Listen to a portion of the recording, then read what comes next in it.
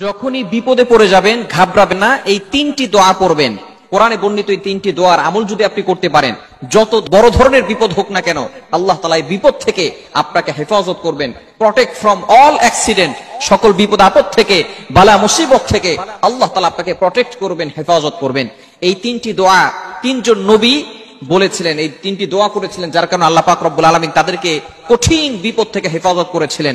Number 1, 1 number হচ্ছে ইব্রাহিম আলাইহিস সালাম একটি দোয়া করেছিলেন। সেই দোয়াটি 4 নাম্বার পারার 11 নাম্বার পৃষ্ঠার 15 নাম্বার লাইনে রয়েছে। সূরা আলে ইমরানের 173 নাম্বার আয়াতে রয়েছে, হাসবুনাল্লাহু ওয়া নি'মাল ওয়াকিল, হাসবুনাল্লাহু ওয়া নি'মাল ওয়াকিল, আমার জন্য আমার আল্লাহই যথেষ্ট। আপনি যদি এই দোয়াটা পড়তে পারেন, কঠিন বিপদে ইব্রাহিম আলাইহিস সালাতু ওয়াস সালামকে যখন নমরুদ আগুনে নিক্ষেপ করবে, এমন সময় ইব্রাহিম আলাইহিস সালামের কাছে জিবরাইল আলাইহিস সালাম এসে বলতেছেন যে আপনার যদি কোনো সাহায্যের প্রয়োজন হয় আমার কাছে বলেন। সাথে সাথে ইব্রাহিম আলাইহিস সালাম বললেন যে আল্লাহ আমাকে দুনিয়াতে পাঠিয়েছেন, সেই আল্লাহ কি দেখছেন না আমি বিপদে পড়ে আছি? জিবরাইল আলাইহিস সালাম বলতেছেন হ্যাঁ দেখতেছেন। তখন ইব্রাহিম আলাইহিস সালাম বললেন, সেই আল্লাহ যদি চান আমি মারা যাই, আমি আল্লাহর জন্য একবার দুইবার নয় লক্ষবার এই আগুনে ঝাঁপ দিতে প্রস্তুত রয়েছি।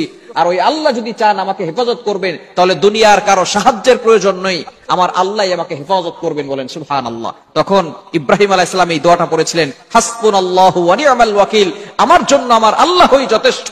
আপনি যদি বিপদে পড়ে এই দোয়াটি পড়তে পারেন, হাসবুনাল্লাহু ওয়া নি'মাল ওয়াকিল, সূরা আল ইমরানের 173 নম্বর আয়াত, হাসবুনাল্লাহু ওয়া নি'মাল ওয়াকিল, হাসবুনাল্লাহু ওয়া নি'মাল ওয়াকিল, এতটুকু যদি পড়তে পারেন আল্লাহ তাআলা কঠিন থেকে কঠিন বিপদ থেকে আপনাকে হেফাজত করবেন।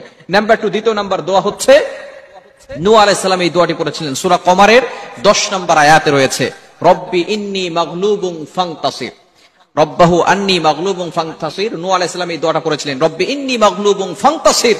আপনি আপনার রবের কাছে সাহায্য প্রার্থনা করছেন। আপনি যদি আপনার রবের কাছে সাহায্য প্রার্থনা করেন, আল্লাহ পাক রব্বুল আলামিন অবশ্যই আপনাকে কঠিন থেকে কঠিন বিপদ থেকে হেফাজত করবেন।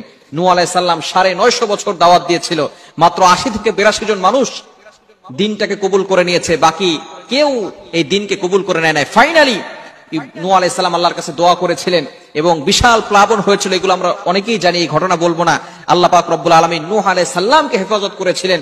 আল্লাহ পাক রব্বুল আলামিনের কাছে নূহ আলাইহিস সালাম এই দোয়াটা করেছিলেন, এজন্য এই দোয়াটা পড়বেন, রব্বি ইন্নী মাগলুবুন ফান্তাসির।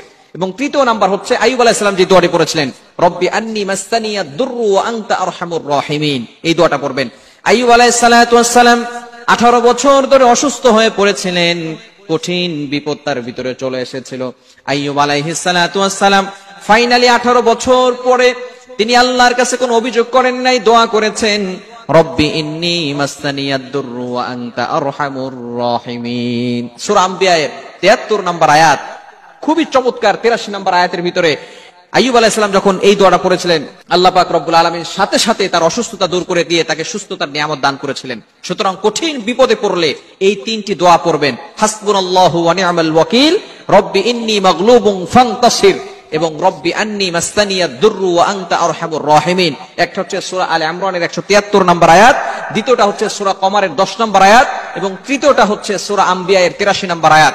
এই তিনটি আমল যদি আপনি করতে পারেন, কঠিন থেকে কঠিন বিপদ থেকে আল্লাহ তাআলা আপনাকে হেফাজত করবেন। এজন্য আমরা অবশ্যই বিপদ থেকে বাঁচার জন্য এই তিনটি দোয়া করব। আল্লাহ তাআলা আমাদের সকলকে বুঝার তৌফিক দান।